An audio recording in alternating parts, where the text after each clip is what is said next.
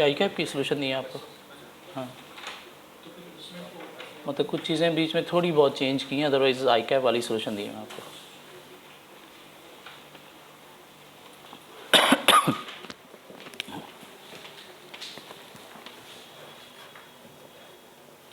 सुना आज आप लोग टेस्ट भी दे रहे हो, कोई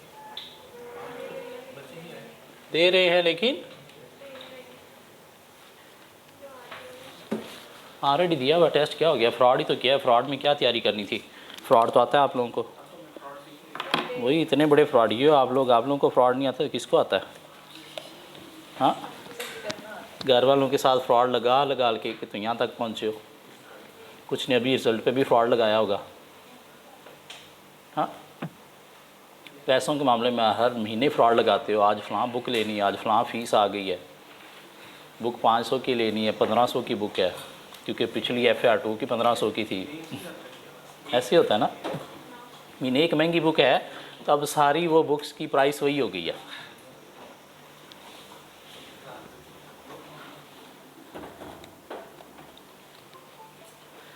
जी मिस, क्वेश्चन बोलिएगा कौन सा था? क्वेश्चन नंबर 10 ऑटम 17 का, ऑटम 17 का क्वेश्चन नंबर 6 का पार्ट बी था।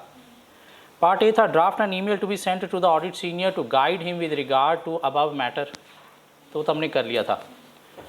Part B suggest appropriate procedure with regard to risk of material misstatement due to fraud. Yes, risk of material misstatement due to fraud, ये तो वही risk of material misstatement due to fraud वाली procedure लिखने। क्या ख्याल है? Fraud detect नहीं हुआ, risk of material misstatement due to fraud कहाँ पे आइडेंटिफाई करते हो आप? प्लानिंग स्टेज पे, तो प्लानिंग वाले प्रोसीजर यहाँ पे लिखने। चलिए आगे जी। चैप्टर 3 में हमने क्या पढ़ा? पहले पेज पे हमने ऑडिट प्लानिंग के कुछ ऑब्जेक्टिव पढ़े, प्रिलिमिनरी इंगेजमेंट एक्टिविटीज़ पढ़ी, और हमने पहले पेज के सेंटर में प्लानिंग की 2 मेन एक्टिविटीज़ हैं, ऑडिट स्ट्रैटेजी, ऑडिट प्लान, इनको कुछ पॉइंट्स में डिफ्रेंशिएट किया। फिर हम नेक्स्ट पेज पे गए तो वहाँ पे हमें क्या मिला? नहीं, सेकंड पेज चैप्टर 3 का अगर आप देखें, चैप्टर 3 का सेकंड पेज देखें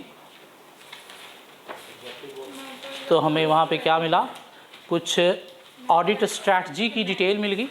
ऑडिट स्ट्रैटेजी की डिटेल मिल गई, स्कोप, टाइमिंग, डायरेक्शन का मतलब क्या है, ऑडिट स्ट्रैटेजी के कुछ पर्पसेस मिल गए, ऑडिट प्लान हमें मिल गया।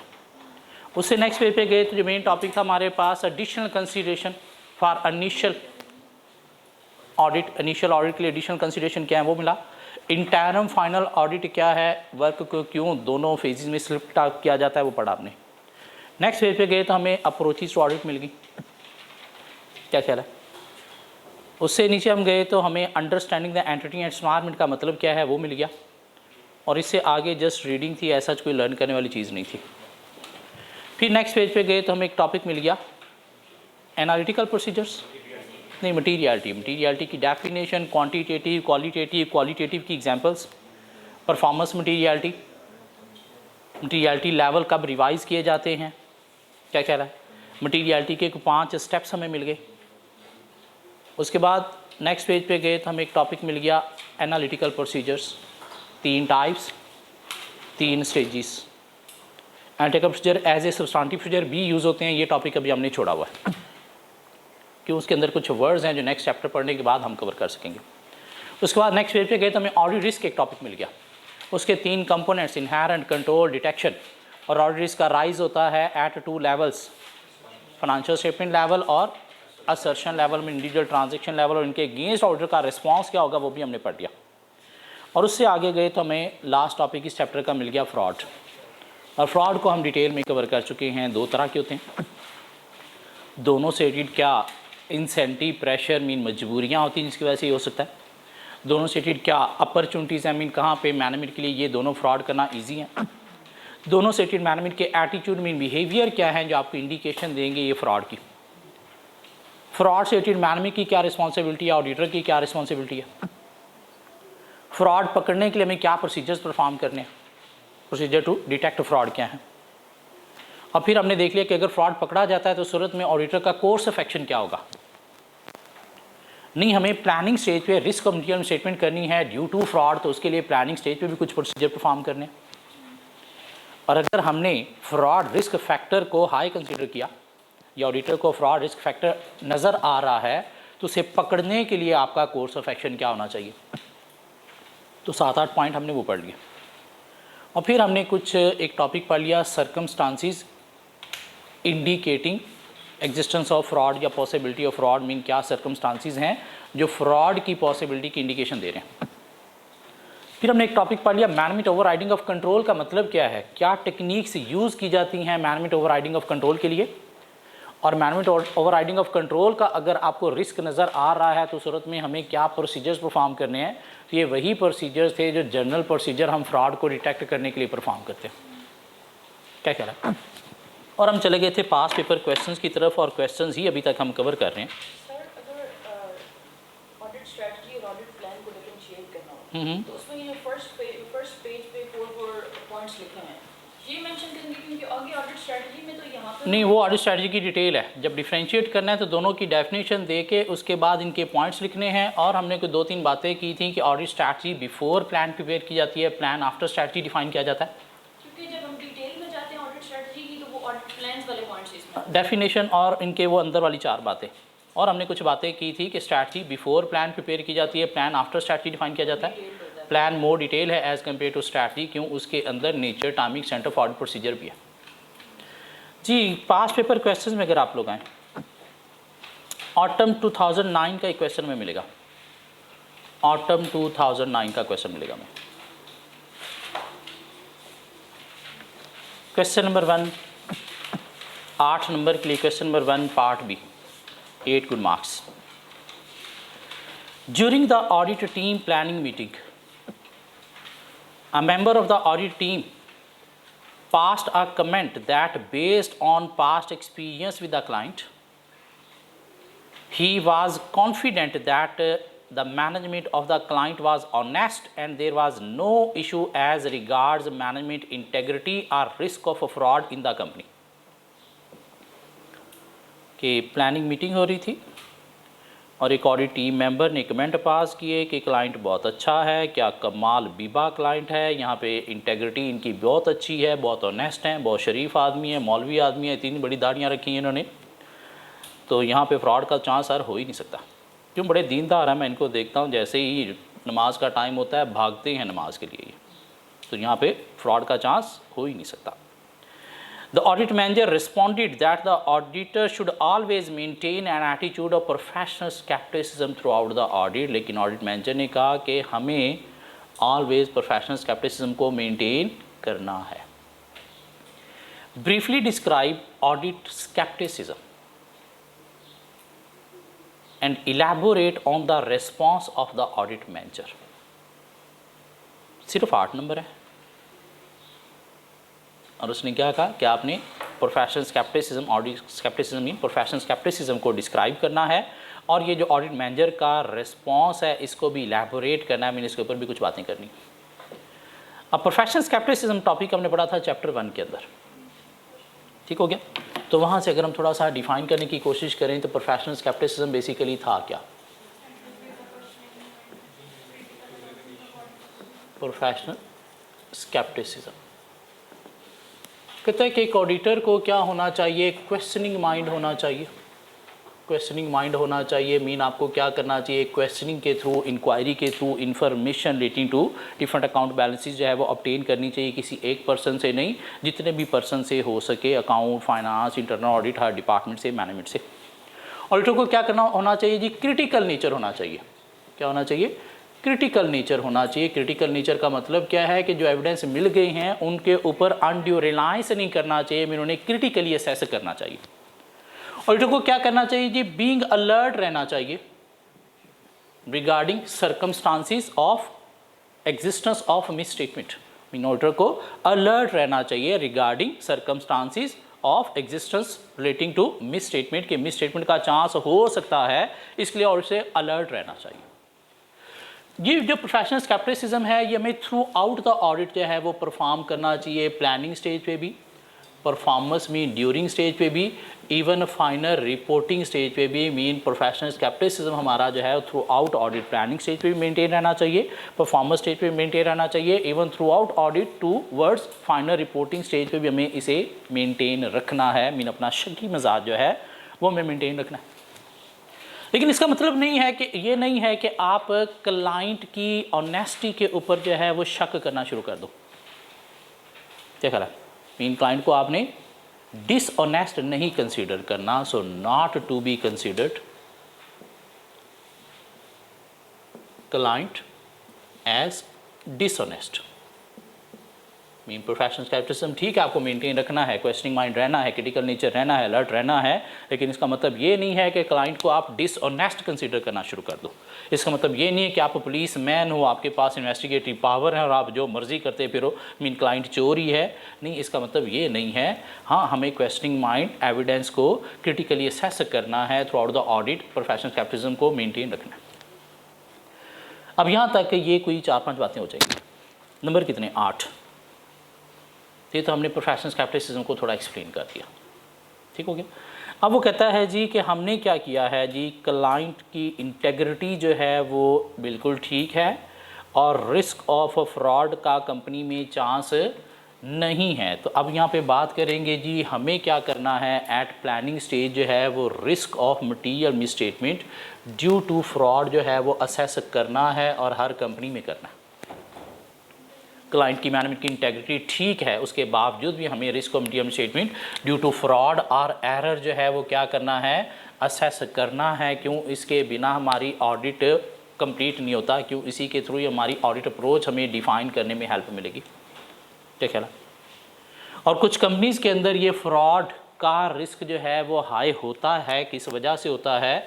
इंटरनल कंट्रोल सिस्टम अगर वीक है, इंटरनल कंट्रोल सिस्टम अगर क्लाइंट कंपनी का वीक है या कंट्रोल सिस्टम में कोई वीकनेसेस हैं, तो सूरत में चांस ऑफ मिसस्टेटमेंट जो है वो हर कंपनी में होता ही होता है। और इसी वजह से हमें क्या करना है, प्रोफेशनल स्केप्टिसिज्म को थ्रू आउट ऑडिट मेंटेन करना होता है। अब ये कुछ हम बातें करेंगे तो फिर जाके कोई 8 नंबर जस्टिफाई हो सकेंगे। और इस तरह के 8 नंबर लेने के लिए ये क्वेश्चन एक दफ़ा हाथ से अटैम्प्ट होना ज़रूरी है, वरना पेपर में जाके बस प्रोफेशनल स्केप्टिसिज्म को आप डिफ़ाइन कर लोगे 3-4 लाइनों में। तो इस क्वेश्चन को तो पास करने के लिए 4 मार्क्स चाहिए। तो अगर आपने लिखा ही 3-4 नंबर का, तुम्हारी एक बदकिस्मती है कि हम गोरों के घर पैदा नहीं हुए। हमारी अंग्रेज़ी का वो लेवल नहीं है कि हम जितना लिखें उतने नंबर मिल सकें। हमारी बदकिस्मती की वजह से हमारी अंग्रेज़ी का वो लेवल है कि हम जितना लिखेंगे हमें उससे आधे नंबर मिलेंगे। इसलिए पूरा पेपर 100 नंबर का अटैम्प्ट करना ज़रूरी है, फिर जाके हम 50 नंबर लेने के काबिल बनेंगे। सिस्टम की नहीं, आपकी भी बदकिस्मती, किसी गोरे के घर पैदा हो जाते। हाँ, आप यहाँ पे क्यों पैदा हुए? चलो आप सिस्टम को बदलो, शायद किस्मत ठीक हो जाए। उनके यहाँ लेक्चर इंग्लिश में होते हैं, हमें यहाँ पे अंग्रेज़ी पढ़ाई जा रही है, बोलने वाले यहाँ पे उर्दू में। अंग्रेज़ी बोलने की मैंने कोशिश की थी स्टार्ट में, बच्चे क्लास से उठ के चले गए थे, हमें समझ नहीं आ रही। फिर मुझे कुछ सीनियर टीचर्स ने कहा पागल हो गया, तो क्या कर रहा है, तुझे नहीं पता ये कौम कैसी है, यहाँ पे पंजाबी में बोलना है तूने, चलो पंजाबी नहीं तो उर्दू बोल। लेकिन सर ये टीचर्स की फॉल्ट है ना, उनके एंड पे फॉल्ट होता है। स्टार्ट से वो यही समझते हैं स्टूडेंट आपके पास कैसा आ रहा है? मेरे ख्याल से क्लास की 10% ऑडियंस होगी जिसको नहीं समझ। आपको पता है अभी ये जो हमारे पास पीआरसी का स्टूडेंट है, ये कौन सा स्टूडेंट है जो 2 साल कॉलेज में गए ही नहीं, और इनमें 800 बच्चा ऐसा है जिसके 1100 में से 1100 नंबर है। वो तो फिर हाँ, ऐसे ही अंडरस्टूड है। मतलब इनमें 95% बच्चा ऐसा है जिनकी अंग्रेज़ी में एग्जाम्पशन है। मीन पीआरसी की इंग्लिश एग्जाम्प्ट है 95% बच्चे को, ये जो पीआरसी में बैठा है अंग्रेज़ी का पर्चा दिए ही नहीं, पेपर दिए 3, उनकी बेस पर इंग्लिश के पेपर के भी मार्क्स लग गए और इंग्लिश एग्जाम्प्ट हो गई। अब हम क्या, आप क्या कहते हो कि ये स्टूडेंट को क्या करें हम? सर लेकिन मैं ये कहती हूँ कि क्लास की 5 to 10% ऑडियंस के लिए इंग्लिश सब्जेक्ट पढ़ने से इंग्लिश नहीं आती, इंग्लिश में रहने से, इंग्लिश में उठने बैठने से, इंग्लिश में खाने से इंग्लिश आती है। पढ़ने से नहीं आएगी। मैं किसी इंग्लिश बोलने वाली अकेडमी में चला जाऊँ, मुझे इंग्लिश बोलना आ जाएगी, ऐसे नहीं। इंग्लिश में रहने से, उठने बैठने से, खाने पीने से इंग्लिश आएगी। आधे स्टूडेंट क्लास में नहीं आएंगे जी। 8 नंबर का ये क्वेश्चन जस्टिफाई होता है। साथ एक और क्वेश्चन था फ्रॉड से 87 मार्क्स के लिए। During the course of audit an auditor is expected to be vigilant enough to develop understanding about the propriety of important transaction and to determine whether or not such transaction have appropriate business rationale। पता नहीं कुछ कुछ समझ आई, कुछ कुछ नहीं समझ आई, पता नहीं क्या बोल गया वो। क्या रिक्वायरमेंट पढ़ते हैं, शायद कुछ समझ आ जाए। Briefly describe the situations in which a transaction is indicative of a fraud or an attempt to conceal fraud or fraudulent reporting। तो वो सिचुएशंस बतानी हैं जिस सूरत में फ्रॉड के चांसेस हो सकते हैं। वो सिचुएशंस हमने पढ़ी हुई हैं। अपॉर्चुनिटीज़ और मैनेजमेंट के बिहेवियर या इंसेंटिव प्रेशर। क्या ख्याल है कितने 7 नंबर उसने दिए हैं। मीन आपने 7 पॉइंट लिखने सिर्फ, आपके पास तो शायद सिर्फ फ्रॉडुलेंट फाइनेंशियल रिपोर्टिंग से रिलेटेड ही इंसेंटिव प्रेशर 4 पॉइंट थे, अपॉर्चुनिटीज़ 5 पॉइंट थी, बिहेवियर के 4 पॉइंट थे, आगे मिस एप्रोप्रिएशन ऑफ एसेट के भी इतने पॉइंट हैं। कल हमने एक circumstances indicating possibility of a fraud topic पढ़ा। मेनली ये क्वेश्चन उससे रिलेटेड है, मेनली ये क्वेश्चन उसी से रिलेटेड है। लेकिन बातें अगर आप फ्रॉडुलेंट फाइनेंशियल रिपोर्टिंग फ्रॉड वाली, अपॉर्चुनिटीज़ बिहेवियर वाली लिख दोगे तो वो भी एक्सेप्टेबल हैं, क्यों मतलब इन बातों का भी वही था जो उनका था। हाँ मिक्स है मतलब कुछ भी आपने सिचुएशन लिखनी है। मीन क्या सिचुएशन होंगी जिससे आपको फ्रॉड की इंडिकेशन मिलेगी। तो रिलेटेड पार्टी ट्रांजैक्शन अगर एग्जिस्ट करती है तो फ्रॉड की इंडिकेशन है। क्या ख्याल है, कॉम्प्लेक्स स्ट्रक्चर है तो फ्रॉड की इंडिकेशन है, सीनियर मैनेजमेंट के मोरल लो है तो फ्रॉड की इंडिकेशन है, इंटरनल कंट्रोल सिस्टम वीक है तो फ्रॉड की इंडिकेशन है, कंपनी के ऊपर कुछ प्रेशर है थर्ड पार्टीज़ के, ये शेयर होल्डर की एक्सपेक्टेशन है तो वहाँ पर भी मीट ना होने की सूरत में फ्रॉडुलेंट फाइनेंशियल रिपोर्टिंग फ्रॉड होने की इंडिकेशन है। फाइनेंशियल इंस्टेबिलिटी चल रही है तो फॉर सर्वाइवल कंपनी क्या करेगी, मैनिपुलेशन इन रिजल्ट मीन फ्रॉड की इंडिकेशन है। क्या कह रहा है या इसका एग्जैक्ट 100% एग्जैक्ट आंसर देने के लिए फिर circumstances indicating possibility of fraud को रटा लगाना पड़ेगा। और वो पॉइंट में हमें कोई 20 पॉइंट थे हमारे पास।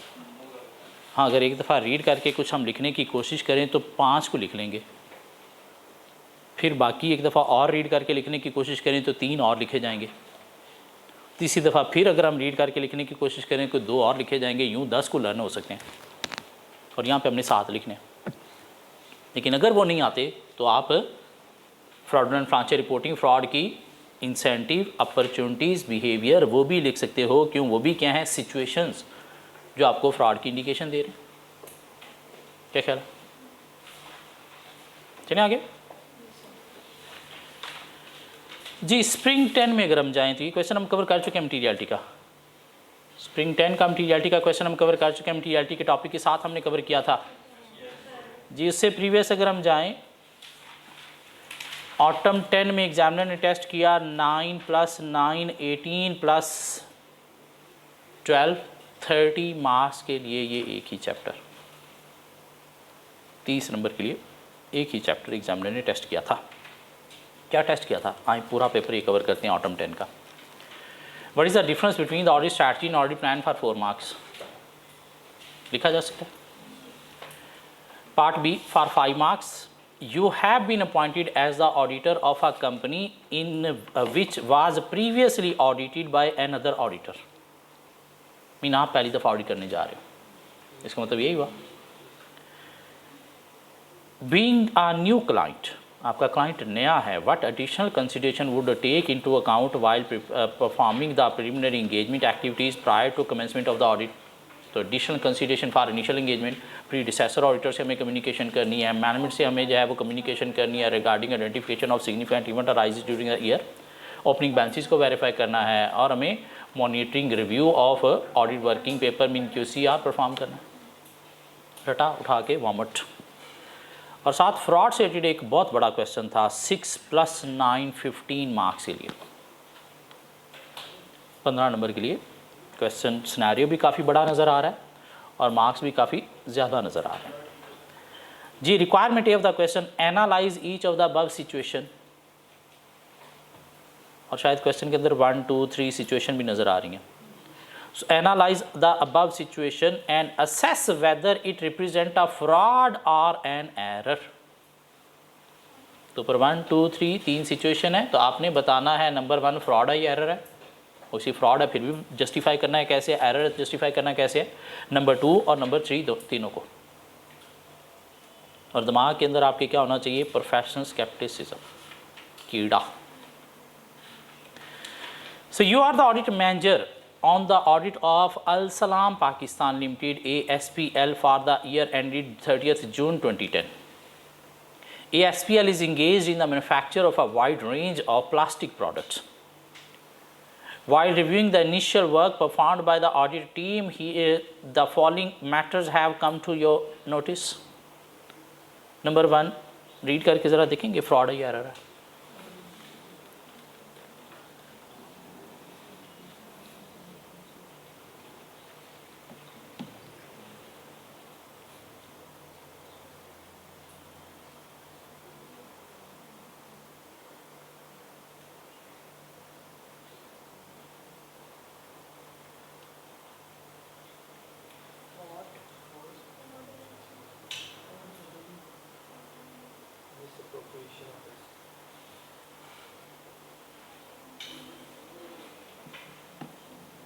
जी पहला फ्रॉड है।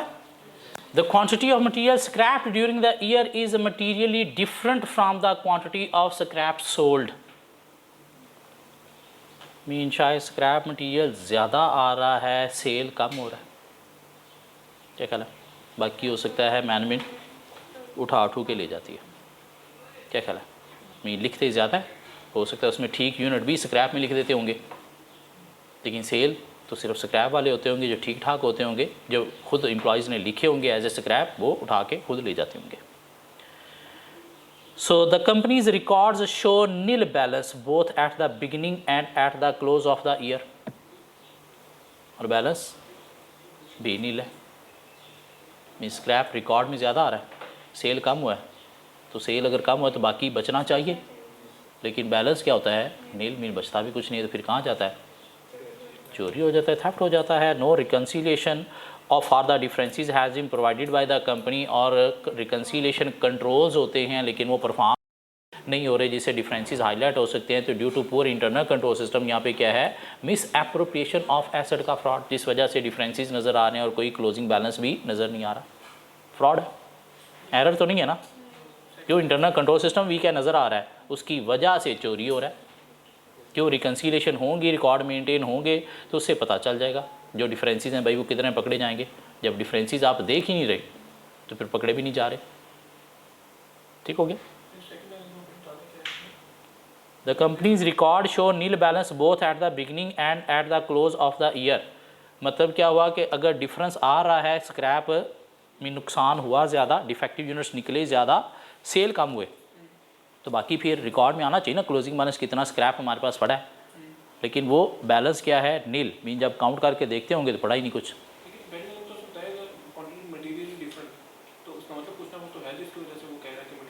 उसने डिफरेंस कहाँ से देखा, उसने कहा रिकॉर्ड के अंदर कि इतने डिफेक्टिव यूनिट्स का नुकसान हुआ, मीन इतने यूनिट्स प्रोड्यूस हुए थे या पड़े थे, उनमें से इतने स्क्रैप हो गए, तो वो इन्वेंट्री रिकॉर्ड में लिख दिया गया। ठीक है, उसके बाद वो क्या होना है, सेल होना है। उनमें से सपोज 100 स्क्रैप में लिख दिए गए, सेल हुए 50, बाकी 50 क्लोजिंग बैलेंस आना चाहिए। वो क्लोजिंग बैलेंस कैसे देखा जाता है, देखा जाता है कितने यूनिट्स पड़े हैं, उसके बाद उनको काउंट करके क्लोजिंग बैलेंस लिखा जाता है। लेकिन क्लोजिंग बैलेंस क्या है, नील। मीन काउंट करने जब गए तो आगे पड़ा ही नहीं, तो पड़ा ही नहीं, तो फिर किधर गया, चोरी हो गया। उसकी रीज़न क्या है, कंपनी कोई रिकॉर्डिंग कर ही नहीं रही। रिकन्सिलिएशन परफॉर्म होनी चाहिए कि भाई इतने स्क्रैप आए थे, इतने सेल हो गए, तो बाकी इतने बच गए हैं, किधर हैं, वो फिर ट्रेस हो सकें। लेकिन इस तरह की कोई रिकन्सिलिएशन परफॉर्म नहीं हो रही जी। Number 2, sales for the year have been increase by 7% over the previous year. पिछले साल की निस्बत सेल्स 7% से इंक्रीज हो रही है। However it has been noted that sale in the last 2 weeks of June 2010 have been exceptionally high and represent 15% of the annual sale। Mean last 2 months की sale जो है वो पूरे साल की 15% सेल है और हाई है एज़ कम्पेयर टू बाकी मंथ्स। ठीक हो गया। और हमने कहीं पे पढ़ा था कि fraudulent financial reporting year and के करीब जो है वो कुछ एडजस्टिंग एंट्रीज जो है वो क्रिएट करके भी की जाती है। The audit working paper carry the following observation in respect of the above. 70% of the sale in the last 2 weeks of June were made to 2 new customers whose credit assessment has not been formally documented। तो ये तो indication of fraud ही है कि fraudulent financial reporting का fraud किया जा रहा है कि ईयर एंड के करीब जाके स्पेशली लास्ट 2 वीक्स में, और ईयर एंड भी 30 जून है, वहाँ पे जून की मतलब 70% सेल लास्ट 2 वीक में हो रही है और किस कस्टमर को हो रही है उसकी कोई क्रेडिट वर्थीनेस भी चेक नहीं की जा रही। मीन एग्रेसिव सेल पॉलिसी के ऊपर कंपनी चाह रही है, तो फ्रॉडलेंट फाइनेंशियल रिपोर्टिंग के फ्रॉड के चांसेस है। A significant portion of the goods sold to the above referred customer were returned in the first week of July 2010 और very next week में क्या हुआ, रिटर्न भी रिकॉर्ड कर दी। दिस मीन ये फिक्टिशियस ट्रांजेक्शन रिकॉर्ड की गई थी एट ईयर एंड, जिनको बाद में रिटर्न करके क्या किया गया, रेक्टिफाई किया गया। तो ये तो फ्रॉडलेंट फाइनेंशियल रिपोर्टिंग का फ्रॉड है। Management bonus are linked to the operating performance of the company, और रीज़न क्या है कि मैनेजमेंट के बोनस जो हैं वो एसोसिएटेड हैं विद सेल या प्रॉफिट टारगेट, तो उस वजह से चांसेस हो रहे हैं कि इस चीज़ के फ्रॉडलेंट फाइनेंशियल रिपोर्टिंग फ्रॉड के। अगर टारगेट जो है वो मीट नहीं हो रहा तो टू अवेल बोनस मैनेजमेंट क्या कर रही है, फ्रॉडलेंट फाइनेंशियल रिपोर्टिंग फ्रॉड। तो ये भी फ्रॉड है। ये एक एक पॉइंट हम इनका सेपरेट बनाएंगे, इसके अंदर हर चीज़ को सेपरेट एक एक लाइन में लिखेंगे। जी नंबर 3 को रीड करके देखेंगे, फ्रॉड है या एरर है।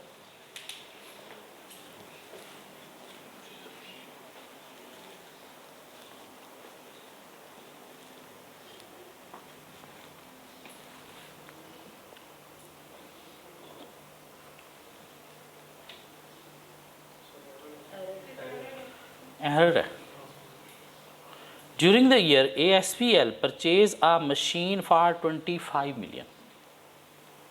The payment voucher is duly supported by the invoice from the supplier, mean 25 million ही है, इनवाइस भी लिखा भी 25 मिलियन से हुआ है, नहीं परचेज 25 मिलियन से किया है और इनवाइस के ऊपर भी 25 मिलियन लिखा हुआ है।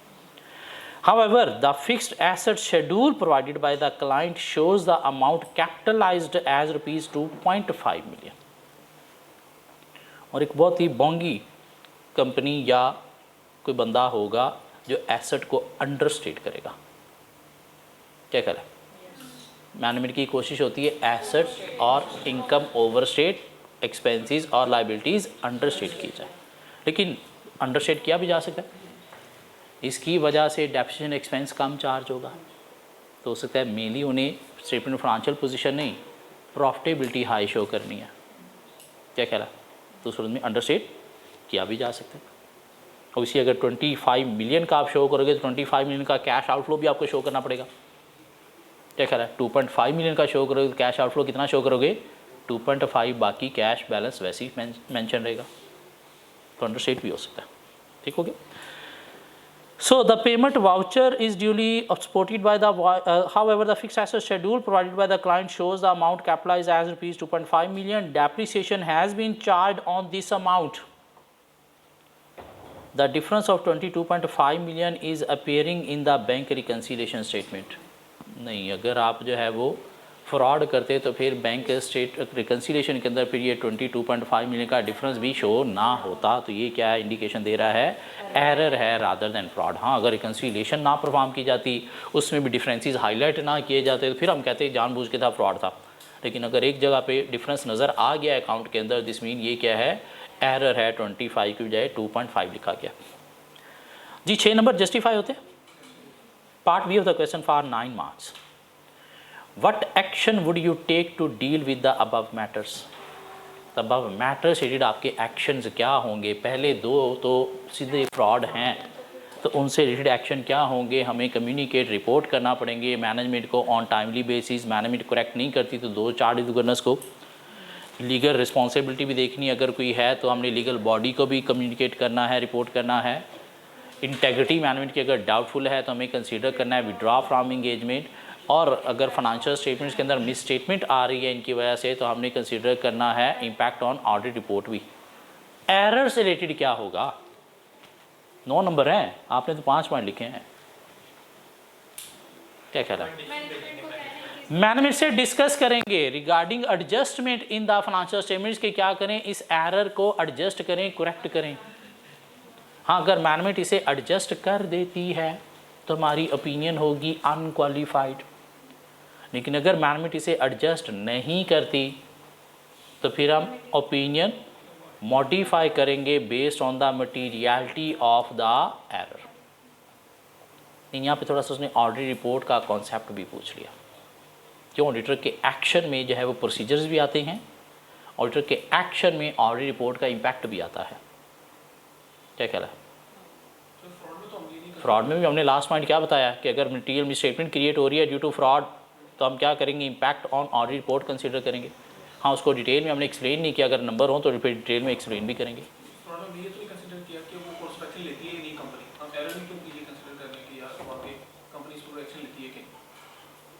नहीं, फ्रॉड में आपने मैनेजमेंट को रिपोर्ट किया किस लिए, ताकि उसे ठीक करें। ठीक हो गया। फ्रॉड कंपनी की मैनेजमेंट के अंदर हुआ है, उसका लॉस कंपनी को हुआ है तो उन्होंने पकड़ना है, उनकी रिस्पॉन्सिबिलिटी है। हाँ, अगर उस पर एक्शन नहीं लेते, 2 चार्ज गवर्नर्स को कम्युनिकेट कर दिया ताकि कल को हमें ये ना कहा जाए आप लोगों ने ये चीज़ें हाईलाइट की थी तो हमें बताई क्यों नहीं। फिर हमने देखना है कि हमारी क्या कोई लीगल रिस्पॉन्सिबिलिटी है किसी थर्ड पार्टी बॉडी को रिपोर्ट करना, तो वो भी देखना है। अगर चाहिए लाइक मनी लॉन्ड्रिंग में हमें FIA को रिपोर्ट करना है तो वो भी देखना है। फिर देखा ये मैनेजमेंट लेवल का फ्रॉड है, मैनेजमेंट की इंटेग्रिटी डाउटफुल है, तो हमें ऐसे लोगों से दूर हो जाना चाहिए। फिर हमने देखा इस फ्रॉड की वजह से अगर रिपोर्ट के ऊपर कोई मिस स्टेटमेंट आ रही फाइनेंशियल स्टेटमेंट्स में तो ऑडिट रिपोर्ट पे इंपैक्ट देखना है। अब यहाँ पे हमने कोई चीज़ छोड़ी नहीं है। ठीक हो गया। मैनेजमेंट की रिस्पॉन्सिबिलिटीज़ भी हमने बता दी कि उन्हें रिपोर्ट करना है वो ठीक करें, अपनी भी देख ली, कोई लीगल रिस्पॉन्सिबिलिटी है तो वो भी देखना है, मैनेजमेंट की इंटेग्रिटी को भी देख लिया और ऑडिट रिपोर्ट पे इम्पैक्ट भी देख लिया। अब एरर जो हैं वो तो फाइनेंशियल स्टेटमेंट्स के अंदर मिस स्टेटमेंट नज़र आ रही है सीधी कितने से 22.5 मिलियन से एसेट अंडर स्टेटेड है, उससे डेप्रिसिएशन भी अंडर स्टेटेड है, तो मैनेजमेंट को रिक्वेस्ट करेंगे ना क्या करें, इसे एडजस्ट करें। क्या करें, अगर वो एडजस्ट करते हैं तो हमारी ओपिनियन फेवर में, नहीं करते तो फिर ओपिनियन क्वालिफाई करेंगे। क्यों, मैटर अच्छा खासा मटीरियल नज़र आ रहा है। उसमें हमने इतना डिटेल नहीं बताया कि हमने क्या कहा कि अगर मिस स्टेटमेंट आ रही है तो impact on audit report consider करेंगे। क्या होगा, वो अगर नंबर ज़्यादा हो तो फिर हम वो भी बता देंगे, अगर 5 नंबर है तो 5 पॉइंट तक करेंगे। ठीक हो गया, चलें आगे। सर, इस तरह के केसेस में रेट्रोस्पेक्टिवली एडजस्टमेंट्स की जा सकती हैं? रेट्रोस्पेक्टिव एडजस्टमेंट देखेंगे, अगर तो चाहिए तो वो करेंगे ना। फिर अब यहाँ पे तो शायद ये करंट ईयर से मैटर था, अगर प्रीवियस ईयर होता तो प्रायर एडजस्टमेंट डाली जाएगी। क्या कहला जी। आगे से चलें तो रिस्क का ये क्वेश्चन हम कवर कर चुके हैं, अल मदद फाउंडेशन वाला। क्या ख्याल है, रिस्क का क्वेश्चन ये हम कवर कर चुके हैं। उससे अगर हम प्रीवियस पेपर में जाएँ, स्प्रिंग 14 में टेस्ट किया गया ये चैप्टर 20 मार्क्स के लिए। An auditor is required to identify and assess the risk of material misstatement to provide a basis for designing and performing further audit procedures. 6 number के लिए part A, state factor which an auditor should consider while evaluating significance of audit risk. Audit risk significant है या नहीं, ये किन factors पर आप देखोगे, और ये आंसर कहीं पे बुक के अंदर नहीं लिखा हुआ। किन चीज़ों पर बेस करेगा कि ऑडिट रिस्क सिग्निफिकेंट है या फिर नहीं है। एक तो प्रीवियस ईयर ऑडिट पे डिपेंड करेगा कि प्रीवियस ईयर में अगर आपने जो है वो रिस्की एरिया ज़्यादा हाईलाइट किए हैं तो अब भी ऑडिट रिस्क की सिग्निफिकेंस हाई होगी, अदरवाइज लो होगी। क्लाइंट मैनेजमेंट की इंटेग्रिटी पे डिपेंड कर सकता है। इंटेग्रिटी अगर हाई है तो सूरत में ऑडिट रिस्क की सिग्निफिकेंस लो होगी। अगर इंटेग्रिटी क्लाइंट मैनेजमेंट की डाउटफुल है, मीन लो है, तो सूरत में ऑडिट रिस्क की सिग्निफिकेंस हाई होगी। इंटरनल कंट्रोल सिस्टम पे भी डिपेंड कर सकता है। क्या ख्याल है, इंटरनल कंट्रोल सिस्टम पे भी डिपेंड कर सकता है कि अगर स्ट्रॉन्ग है तो ऑडिट रिस्क की सिग्निफिकेंस लो होगी, और अगर इंटरनल कंट्रोल सिस्टम वीक है तो ऑडिट रिस्क की सिग्निफिकेंस क्या होगी, हाई होगी। Management over riding of control पे भी डिपेंड कर सकता है कि मैनेजमेंट अगर कंट्रोल पॉलिसीज़ को फॉलो कर रही है तो उसमें ऑडिट रिस्क के चांसेस क्या होंगे, कम। और अगर management over riding of control का रिस्क हाई है तो उसमें ऑडिट रिस्क भी क्या होगा, हाई होगा। और की बातें कंपनी की फाइनेंशियल स्टेबिलिटी पे भी डिपेंड कर सकता है। कि अगर कंपनी फाइनेंशियल इंस्टेबिलिटी में है तो सर्वाइवल के लिए मिस स्टेटमेंट के चांसेस हाई होते हैं, लो होते हैं? हाई होते हैं। तो ऑडिट रिस्क की सिग्निफिकेंस भी क्या होगी? हाई होगी। और अगर फाइनेंशियली कंपनी स्टेबल है तो उस सूरत में ऑडिट रिस्क की सिग्निफिकेंस हम लो भी एज्यूम कर सकते हैं। और कॉम्प्लेक्सिटी ऑफ स्ट्रक्चर की बात करें कि अगर स्ट्रक्चर कॉम्प्लेक्स है तो उसकी बेस पर डिपेंड करता है। रिलेटेड पार्टी एग्जिस्टेंस की बेस पर डिपेंड करता है कि अगर एग्जिस्ट करती हैं तो ऑडिट रिस्क की सिग्निफिकेंस हाई होगी, मीन चांसेस हाई हैं। और अगर रिलेटेड पार्टी एग्जिस्ट नहीं करती तो ऑडिट रिस्क की सिग्निफिकेंस क्या होगी? लो होगी। मीन थोड़ा सा फ्रॉडुलेंट फाइनेंशियल रिपोर्टिंग, फ्रॉड को दिमाग में रखते हुए बात कर सकते हो। तो क्या फैक्टर्स आपने देखे? इंटरनल कंट्रोल सिस्टम की बात की, रिलेटेड पार्टीज़ की बात की, कॉम्प्लेक्स स्ट्रक्चर की बात की, मैनेजमेंट की इंटेग्रिटी की बात कर ली, प्रीवियस ईयर ऑडिट की बात कर ली, और management over riding of control की बात कर ली। क्या कह रहा है? फाइनेंशियल इंस्टेबिलिटी की बात कर ली। क्या कह रहा है? Pressure, expectation of third party की बात कर ली, जिसमें मैनेजमेंट की अपनी भी कोई बोनस वगैरह की एक्सपेक्टेशन हो सकती है। मीन पेपर के अंदर बैठे हुए ऐसे क्वेश्चन को समझना और उसके बाद उसका आंसर देना औखा काम है, क्यों? पेपर के अंदर हमारे सेंसेस वीक होते हैं। पेपर के अंदर हमारे सेंसेस वीक होते हैं पेपर के प्रेशर की वजह से। स्पेशली आखिरी 1 घंटे में जब हमारी हालत ये हुई होती है, उस वक्त सेंसेस बिल्कुल काम नहीं कर रहे होते। उस वक्त हम क्या लिख रहे होते हैं, अगर बाद में वो पेपर हमें मिल जाए तो शायद हम खुद भी नहीं पढ़ पाएंगे, लेकिन हम एग्जामिनर को दे के आते हैं कि तूने ये पढ़ना भी है और इससे मार्क्स भी देने हमें। क्या ख्याल है? और वहाँ पे हमारे पास सम टाइम मिनट 5 होते हैं और 15 नंबर का क्वेश्चन होता है, और हम कोशिश करते हैं 5 मिनट में 15 नंबर का ही आंसर देना है और 15 ही लेने हैं उसे। तो इसलिए प्रैक्टिस बहुत ज़रूरी है। प्रैक्टिस होगी तो पता चलेगा कि हाँ, इस तरह की रिक्वायरमेंट को कैसे डील करना है, एक अप्रोच डेवलप होगी। वो अप्रोच आपको पेपर में हेल्प देगी कि हाँ, ये इस टाइप का एक क्वेश्चन है, ये जर्नल है तो इसकी बातें उस क्वेश्चन में इस तरह से की थी, और वो अगर लिखी नहीं है तो वो भी भूल जाएंगी पता नहीं कहाँ पे की थी। हाँ, लिखी होंगी तो फिर पता चलेगा हाँ, उस क्वेश्चन में इस तरह से किया था, दिस मीन यहाँ पे भी वैसी बातें कुछ लिखी जा सकती है। ये 7 पार्ट बी था for 6 marks. State the matter which you would include while documenting the risk identification and risk assessment procedure। Mean risk identification और रिस्क असेसमेंट प्रोसीजर से रिलेटेड क्या चीज़ें आप डॉक्यूमेंट करोगे, मीन अपने वर्किंग पेपर में लिखोगे। दोबारा पढ़ेंगे। State the matters that you would include while documenting the risk identification and risk assessment procedure। Mean risk assessment procedure perform करते वक्त आप क्या चीज़ें डॉक्यूमेंट करोगे। हमने कोई प्रोसीजर्स टू असेस रिस्क पढ़े थे 4 प्रोसीजर टू असेस रिस्क पढ़े थे 4। इंस्पेक्शन, इंक्वायरी, और क्या था? ऑब्जर्वेशन और एनालिटिकल प्रोसीजर। कहाँ पे पढ़े थे ये? कहाँ पे पढ़े थे ये? ना पास पेपर में नहीं। ये अगर आप ऑडिट रिस्क में आएँ, ऑडिट रिस्क में अगर आप लोग आएँ, प्रोसीजर्स टू असेस रिस्क हमने पढ़े थे 4। प्रोसीजर्स टू असेस रिस्क, शायद जहाँ पे understanding the entity and environment पढ़ा है आपने, उसी पेज पे ऊपर होगा, जहाँ पे 3 अप्रोचेस पढ़ी हैं, उसके नीचे हैं auditor risk assessment process, inquiry, analytical procedure, observation और साथ इंस्पेक्शन भी था। तो ये रिस्क असेसमेंट प्रोसीजर्स हैं। तो इनसे रिलेटेड आप डॉक्यूमेंट क्या करोगे कि जो भी आपने इंक्वायरी की हैं कंपनी की मैनेजमेंट से, वो आप डॉक्यूमेंट करोगे। कंपनी के इंटरनल ऑडिटर से या कंपनी के अदर स्टाफ से जो इंक्वायरी की हैं उनकी आप रिजल्ट्स को डॉक्यूमेंट करोगे। कोई आपने डॉक्यूमेंट्स इंस्पेक्ट किए हैं, कोई मैनुअल्स, कोई जर्नल इंस्पेक्ट किए हैं, कोई फाइनेंशियल रिकॉर्ड्स को इंस्पेक्ट किया है तो उनकी कोई कॉपीज़ वगैरह आप डॉक्यूमेंट करोगे। एनालिटिकल प्रोसीजर आपने परफॉर्म किए हैं, किन चीज़ों को ट्रेस किया है, क्या रेशोज़ कैलकुलेट की हैं, उनके क्या रिजल्ट थे, वो आप डॉक्यूमेंट करोगे। और आप डॉक्यूमेंट करोगे क्या? ऑब्जर्वेशन, मीन आपने इंटरनल कंट्रोल सिस्टम को ऑब्जर्व करने के बाद, वॉच करने के बाद क्या नोटिस किया है, तो वो चीज़ें आप क्या करोगे? डॉक्यूमेंट करोगे। मीन ये रिस्क असेसमेंट प्रोसीजर्स हैं जो आप प्लानिंग स्टेज पे परफॉर्म करोगे। ऑडिटर जो भी काम करता है उसे डॉक्यूमेंट करता है, उसके रिजल्ट्स भी डॉक्यूमेंट करता है। तो ये प्रोसीजर्स हैं मेनली। हाँ, इसके साथ रिलेट करके आंसर देंगे तो फिर जाके एग्जामिनर हैप्पी होके 6 नंबर देंगे।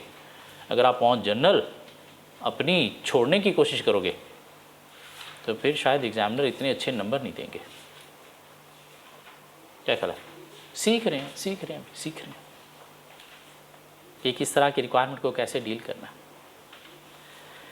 जी साथ एक और क्वेश्चन नंबर 10 था for 8 marks. Manamit is in unique position to perpetrate fraud because of its ability to manipulate accounting records and prepare fraudulent financial statements by overriding control that otherwise appear to be operating effectively. तो नज़र आ गया management overriding of control शायद topic है, यकीनन topic है। Determine the audit procedure that you may be performed by the auditor to address the risk relating to overriding of control। तो वही जो जनरल प्रोसीजर थे वही थे। 8 नंबर हैं, क्या ख्याल है? और शायद 8 पॉइंट बन जाएंगे। मीन पहला वो इंक्वायरीज़ में 4 पॉइंट थे, और उसके बाद बायस आपने देखना, एस्टीमेट में 3 पॉइंट वो थे, और एक लास्ट पॉइंट था बिजनेस राशनल देखना of transaction made outside normal course of business. क्या ख्याल है? मीन ये भी टॉपिक पास में कोई 4-5 दफ़ा टेस्ट हो चुका है, लेकिन पिछली 4 अटैम्प्ट से टेस्ट नहीं हुआ। मैनेजमेंट ओवरराइडिंग ऑफ कंट्रोल पिछली 4 अटैम्प्ट से टेस्ट नहीं हुआ। और एग्जामिनर देखते हैं कि एक टॉपिक जब स्टूडेंट भूल जाते हैं, मीन 3-4 अटैम्प्ट से टेस्ट नहीं हुआ, मीन उसकी इंपॉर्टेंस कम फील होना शुरू हो जाती है, तो अचानक से एग्जामिनर शोशा छोड़ते हुए टॉपिक टेस्ट कर लेते हैं और स्टूडेंट परेशान हो जाता है कि छाड़े तासी में। तो इसलिए एक दफ़ा हाथ से अटैम्प्ट कर लेनी मैनेजमेंट ओवरराइडिंग ऑफ कंट्रोल की टेक्निक्स भी और इसके प्रोसीजर्स भी। सो चैप्टर अभी भी हमारा ख़त्म नहीं हुआ, होपफुली एक दिन और लगेगा। सो नेक्स्ट क्लास में इसे वाइंड अप करके हम आगे मूव हो जाएंगे। अभी आज आप सुना है चैप्टर 3 का टेस्ट दे रहे हो।